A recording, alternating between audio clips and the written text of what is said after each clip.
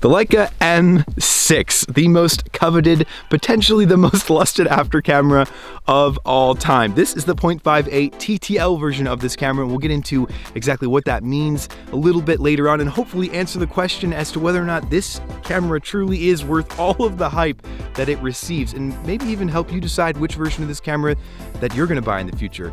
But first, you guys, I just wanna let you know that at the end of this video, I'm gonna be talking about this channel and where I see it going and all of that jazz, so stick around till the end if you want to see that. Now let's talk about my favorite camera of all time, the Leica M6. The Leica M6 was produced between 1984 and 2002, making it not a particularly new camera. And the main draw to this camera is the fact that it has metering inside of it. But it's not the first rangefinder that Leica actually made that has metering in it. In fact, the bastard child M5 of Leica was the first metered rangefinder that Leica made. But that's a whole nother can of worms that I'm not going to get into in this video. The question that I want to answer for most of you is whether or not the hype that surrounds this camera is justified. Spoiler alert, I think that this camera deserves every ounce of hype that it gets, but I think that it's also up to perspective and what exactly you plan to use this camera for. There's a lot of you, probably a great number of you, that could find a 35mm, maybe even a rangefinder that's similar, that is much cheaper. So this might be an unnecessary expense for you.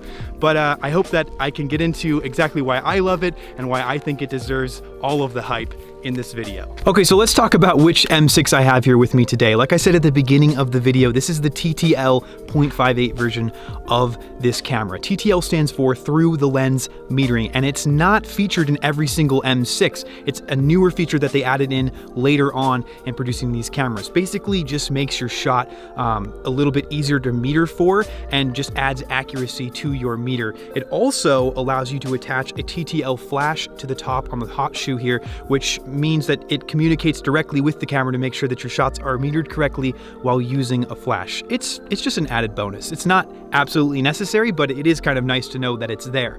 Along with that, this is the 0.58 version, magnification in the rangefinder. Now, there are three versions that Leica has made throughout the years. The 0.72, which is the most common and the one that they made originally in the M6 before they introduced the 0.85 and the 0.58, which is this one, which was made between 2000 and 2002. 0.58 being the widest was perfect for me, and the reason that I went for it was because I knew I was going to be shooting on wide-angle lenses, specifically the 28, pretty much all of the time. I don't imagine this lens really ever leaving this camera. I wanted to be able to shoot wide, and being able to see the subjects come into the frame and then back out of the frame in the rangefinder is super helpful. And of course, this one has frame lines for the 28mm lens. The 0.85, which is a little bit more rare than this camera, does not, and it is the most magnified version of this camera.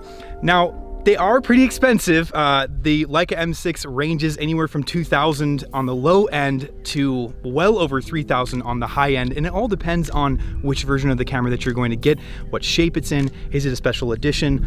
All of those things come into play when deciding which M6 is perfect for you. Now, it might be hard to believe that the entry point for an old vintage 35mm film camera could be $2,000 or more just to get the camera, not including a lens. But the thing about Leica is that they make some of the most beautiful products that are incredibly engineered and will definitely stand the test of time. Not only that, but Leica products tend to go up in value, especially the old cameras. I remember when I was first looking into getting an M6, I found one on eBay for like $1,200, and I thought, holy mackerel, there's no way that I'm gonna spend that much on an old camera like that. Fast forward till about 2 months ago when I picked this guy up, I spent $1,900 on this camera, and I know that over time it will increase in value, which is a huge reason for you to maybe consider getting one of these cameras. Just knowing that in 5, 10, 20 years that this camera will be worth way more than even what I spent on it. As long as film continues to live on, that is. Another big sell for this camera is how it feels in your hands. It not only looks beautiful, but you guys, it feels beautiful, and it's a wonderful experience shooting with this camera. I think I talked about this when I was reviewing the M10. These cameras are so simple, they're so pure, and it really forces you to not focus on all of the little details, anything that's on the camera, but it forces you to focus on the image that you're about to take. And that's the main reason that I love this camera so much. Now, the downside to that is I burn through rolls of film on this thing. In fact, Karin has told me that I can only shoot one a week, which is nearly impossible. If you shoot film, you know what I'm talking about.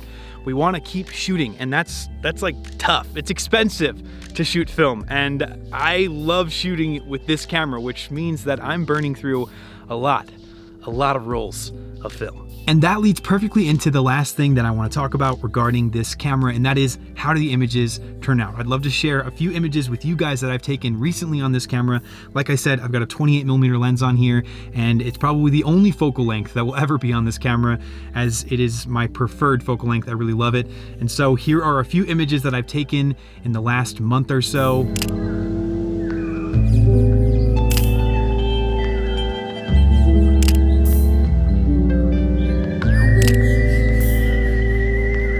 And so, before I close this video out, I want to answer that question that I posed at the beginning. Is the Leica M6 worth all of the hype that it gets? In my opinion, yes, 100% it is worth it. I absolutely love this camera. I think that if you have the money to drop on a premium film rangefinder, this camera is the way to go. Leica produces absolutely fantastic cameras, and they will stand the test of time. And of course, just knowing that your investment is gonna go up over time, even with use, it's a pretty incredible thing. So yeah, I highly recommend the M6 for anybody that can afford to get into one. Definitely do it, and don't be like me. Get some actual Leica glass. Don't shoot with the Voigtlander. It's a good lens, but put Leica glass on a Leica camera. And in regards to the channel, you guys, I just want to let you know that I'm hoping to shoot more videos regarding film cameras specifically. My last video, which got a really great response from you all, the review of the M10, was super fun to shoot, and maybe I'll get some more digital cameras on the channel over time. But primarily, I think I want to keep going in the way of film. And with that in mind, I would love to know from you guys, what would you be interested in me reviewing or talking about or shooting? Is it a film stock? Is it a specific camera, medium format, 35mm, whatever it is? Drop it in the comments down below. I would love to hear what you'd like to see me talk about next. It just helps me to come up with new ideas. So if you have suggestions, please do drop them down below. Of course, like this video, you guys, and subscribe to the channel. I'm stoked to see this channel grow, the community here, and to just yeah, be able to bring you more videos. So hit that subscription button. I will see you all in the next one. Peace, guys.